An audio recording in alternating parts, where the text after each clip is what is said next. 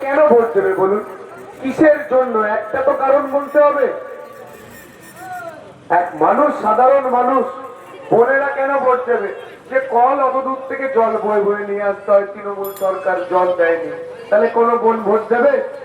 যে মা, গর্ভবতী মা, তাকে সন্তান জন্ম দিতে গেলে উলুবেরিয়া যেতে হচ্ছে, এখানে কোনো হাসপাতাল নেই, তাহলে কেন ভোট দেবে?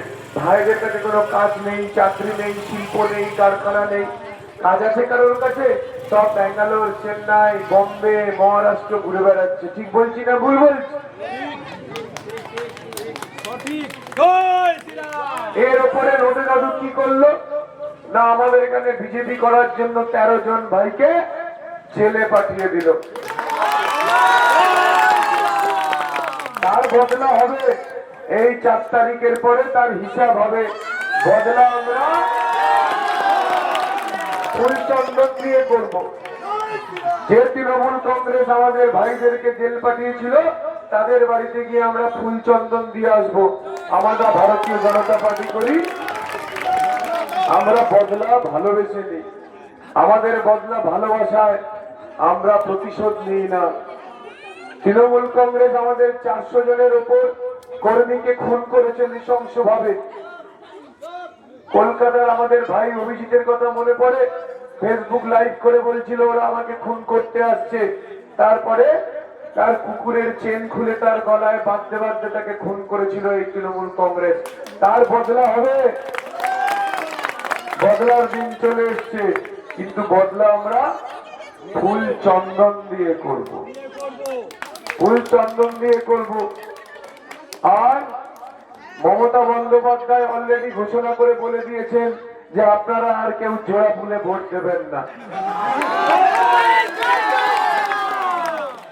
আবার কালকে 5 রাতে একটা সভা করেছিলেন, সেখানে আমাদের শ্যামপুরের নামই বলেনি, বললো সাকরাইলের 25 বছরের এমএলএ কালিদাস আছে এখানে।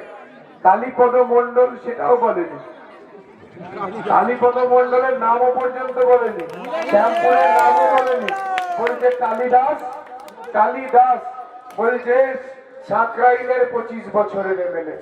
আর নদে বাবুকে বলছে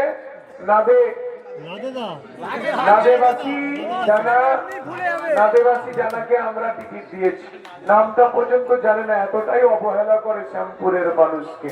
কেন না, শ্যামপুরের মানুষ ওই যে ওখানে দাদু বসে আছেন, ওখানে অত্যন্ত সরল সাদাসিধে, মনের মধ্যে কোনো প্যাচ নেই, কিছুই বোঝেন না পৃথিবীর সব, এখানে ভীষণ সরল মন সব। সেই জন্য এখানে নাদে দাদু, মমতা বন্দ্যোপাধ্যায়ের কথায় নাদে দাদু, নাদে দাদু এবছর বলছেন আমাকে ভোট দিন। আমি শুধু একটাই প্রশ্ন করতে চাই, যে আমার এই বোনেরা আছে, আমার এই ভাইয়েরা আছে, এরা যদি এমএলএ এমপি হয়, তাহলে এরা যেভাবে দৌড়াবে, নাদে দাদু 75 বছর বয়স, নাদে দাদু দৌড়াতে পারবে এদের সঙ্গে? কালী দাদু দৌড়াতে পারেনি। কালী দাদু কি করেছে? ভোটের সময় ভোট চেয়েছে, এই পাড়াতে কখনো এসে বলেছে 25 বছরে? গত 25 বছরে কালী দাদু কখনো এখানে এসছে? এসে কখনো আপনাদের সমস্যার কথা শুনেছে?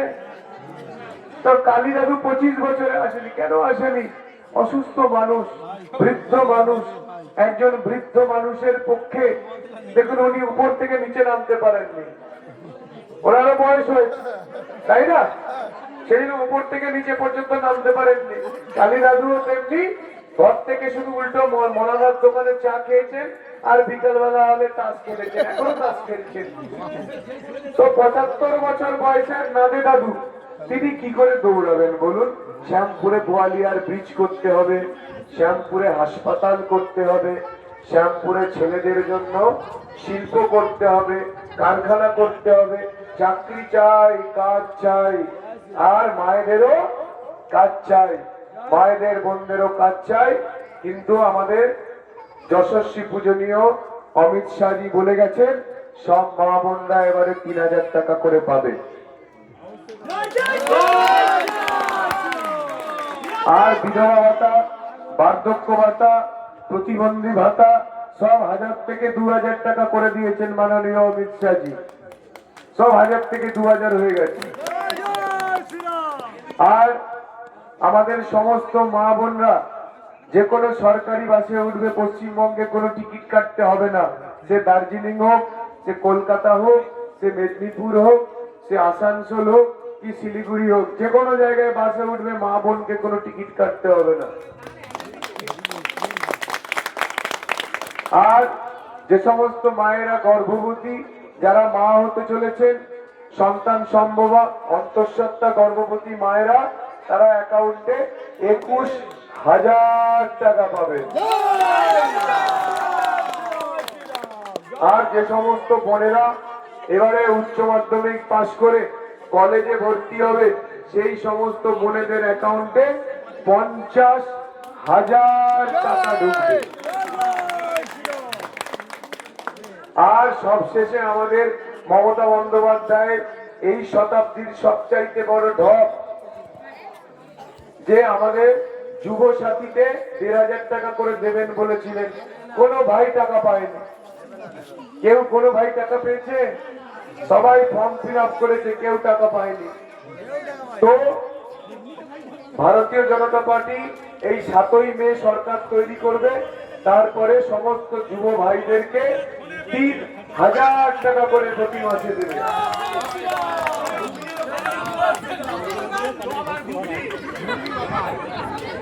আর 26খানা খালে জল নাদে দাদু খেয়ে নিয়েছে। নাদে দাদু 26খানা জল, 26খানা খাল দখল করে বিক্রি করে দিয়েছেন। আপনার জমিতেও তো আর জল নেই, আপনার জমিতেও তো আর জল নেই। এক ফসলি জমি, তাও কোথাও হোগলা বন। আগে যখন আমার দাদুর কাছে আসতাম, অশ্বিনী ভট্টাচার্য মহাশয়, স্বর্গীয় অশ্বিনী ভট্টাচার্য মহাশয় বেশ কয়েক বিঘা জমি ছিল। আমি দেখতাম বছরে দুবারই চাষ হচ্ছে, সবজির চাষ হতো। কিন্তু এখন চারিদিকে হোগলা বন, হোগলা বন আর হোগলা বন। আমরা 26খানা খাল, যেটা নাদে দাদু দখল করে বিক্রি করে পকেটে কোটি কোটি টাকা কামিয়েছেন, সেই খালগুলোকে আমরা আবার পুনরুদ্ধার করব। যারা দখল করেছে তারা সবাই শুনে রাখো ভাই বোনেরা, সব দখল করা জমি আমরা ফেরত নেবো, নিয়ে সব খালে আবার জল আসবে, আবার জমিতে 2 ফসলি চাষ হবে।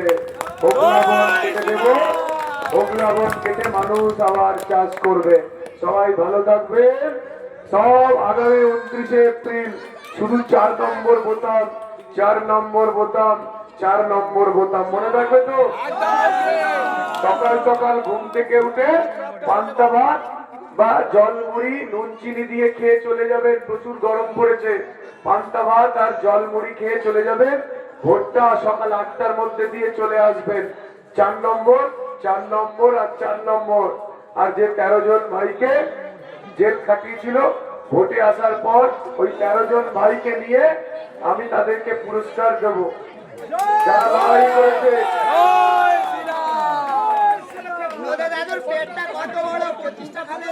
সবাইকে আমি পুরস্কার দেবো ব্যক্তিগতভাবে বলে গেলাম।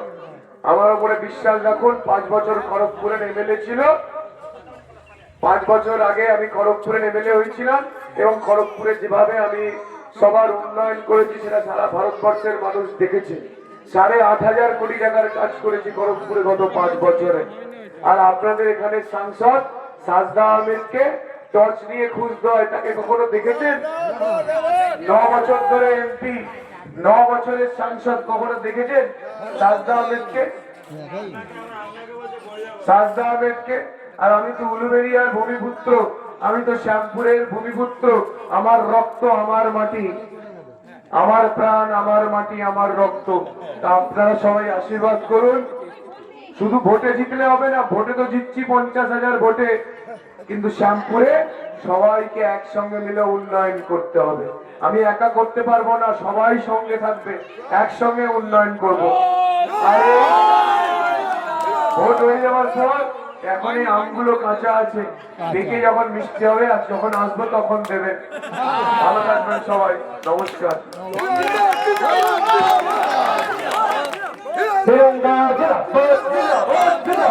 সকাল সকাল ভোট দিন, সকাল সকাল ভোট দিন, 29শে এপ্রিল সকাল সকাল ভোট দিন, গ্রামটা হিরণবাজ রাস্তায়